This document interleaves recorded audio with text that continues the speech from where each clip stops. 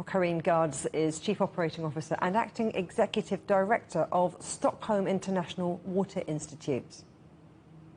I think that for so many decades, water has to a large extent been taken for granted. I remember being a child and hearing very alarmist calls that, oh, oil is going to run out, it's a finite resource, we need to find alternative ways to produce energy. I never hear that about water. So I think, no, water is not taken as seriously as it should, and we are in the midst of a water crisis. So let's talk about World Water Week 2023. Talk us through these 5 drivers of change that you're focused on. World Water Week is providing a safe space for everyone to come together and identify solutions on the water crisis that we're facing. So we focus on how water can really help us tackle today's biggest challenges. And we see that water can really be a powerful tool to tackle problems like climate change, like food security, disaster risks, and energy. But for that to happen, we need to make sure that we hear all voices, all experiences, that we can collect the right data by the right stakeholders, that governments have a chance to talk to civil society, have a chance to talk to indigenous populations, to youth, of course, to women as well, but also that private sector are present to also be the actors of change that we need them to be, given the seriousness of the situation.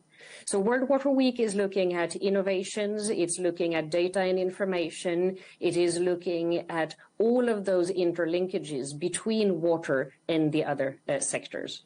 So look, you're talking about the problem, you're talking about potential solutions, harnessing technology, but there are big financial constraints, aren't there?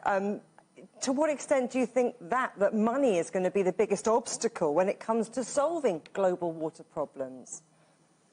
Money and financing and identifying the financial resources is absolutely a major constraint. You're absolutely right. And that's also why it's so important for us to bring on board and to bring to World Water Week also the multilateral financial institutions, both the World Bank, but also the regional development banks, but also bring private sector. They sit on their financial resources to a large extent as well through their investments, and also government actors, of course. So yes, financial resources will be a constraint, but I'm also wanting to be very much of an optimist.